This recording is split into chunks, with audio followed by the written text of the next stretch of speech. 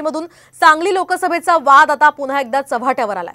राऊतांच्या सांगली दौऱ्याकडे काँग्रेसनं पाठ फिरवली आहे। सांगलीचे काँग्रेस जिल्हाध्यक्ष हे जतमध्ये आज आहेत आणि विश्वजित कदम हे पुण्यात असल्याची माहिती आहे। तर संजय राऊतांच्या या दौऱ्याकडे काँग्रेसनं पाठ फिरवल्याचं चित्र आहे। सांगलीच्या जागेचा हा वाद पुन्हा एकदा चव्हाट्यावर आलाय। सांगलीमध्ये काँग्रेसला उमेदवारी हवी होती। विशाल पाटील यांना तिथून उमेदवारी देण्यात यावी अशी मागणी विश्वजित कदमांनी केली होती। त्यांनी पूर्णपणे आपली नाराजी व्यक्त केली होती। मात्र सांगलीमधून ठाकरे गटाकडून चंद्रहार पाटील यांना उमेदवारी देण्यात आल्यामुळे या ठिकाणी काँग्रेसमध्ये अंतर्गत नाराजी होती आणि आता संजय राऊत खरं तर त्यांची नाराजी दूर करण्यासाठी तिथे प्रयत्न करणार असल्याचं बोललं जात होतं। मात्र संजय राऊतांच्या दौऱ्याकडे काँग्रेसने आता पाठ फिरवली आहे। तर विश्वजित कदम हे पुण्यामध्ये असल्याचं कळतंय, त्यामुळे संजय राऊतांच्या या दौऱ्यासाठी ते तिथे आले नाहीयेत। एकूणच महाविकास आघाडीमध्ये हे नाराजी नाट्य अजूनही सुरू असल्याचं दिसतंय।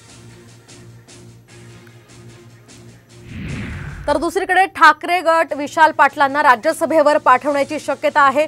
काँग्रेसची नाराजी दूर करण्यासाठी ठाकरेंकडून आता पुढाकार घेण्यात आलाय। लोकसभा निवडणुकीनंतर राज्यसभेवर खासदार म्हणून विशाल पाटील यांना पाठवण्याचा पर्याय ठाकरे गटाकडून सुचवण्यात आलाय। त्या पार्श्वभूमीवर आता काँग्रेस काय प्रतिक्रिया देतं, काय भूमिका घेतं ते पाहणं महत्त्वाचं असेल। विशाल पाटील यांच्याविषयी आम्हाला आस्था प्रेम आहे। पतंगरावांविषयी आम्हाला अतोनात प्रेम होतं। विशाल पाटील हे